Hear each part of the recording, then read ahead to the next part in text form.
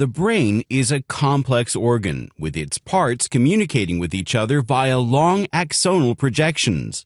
These axonal projections use electrical spikes as signals to transfer information.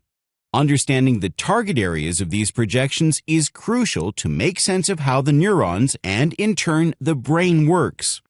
However, current methods to gain such an understanding suffer from technical difficulties that make them tedious to use for measuring spike outputs in vivo. Now, a team of researchers from Japan, including Professor Yoshikazu Isomura from Tokyo Medical and Dental University, Professor Yutaka Sakai and Minoru Kimura from Tamagawa University, Professor Ayaka Watabe from the Jikei University School of Medicine, and Professor Toshihisa Otsuka from University of Yamanashi, have come up with a new method that avoids such difficulties. To this end, a paper by Saiki et al. Reported in 2017 a new method called Multi-Linc, which can specify axonal targets of individual neurons using spike collision tests. The key to this method is combining multineuronal recordings of spike activity with multi-areal optogenetic stimulations in transgenic rat models.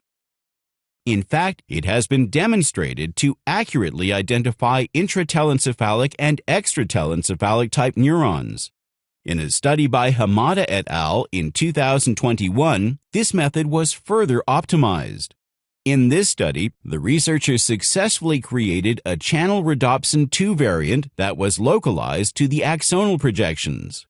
This enabled the optogenetic activation of only those axonal projections that are crucial to the Multi-Linc method and helped reduce excess polysynaptic noise.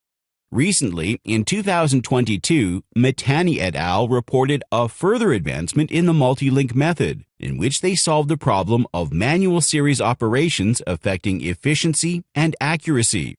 The researchers were able to automate and parallelize the Multi-Linc method for the first time, realizing with it the ability to simultaneously identify spike timing signals through interareal projections.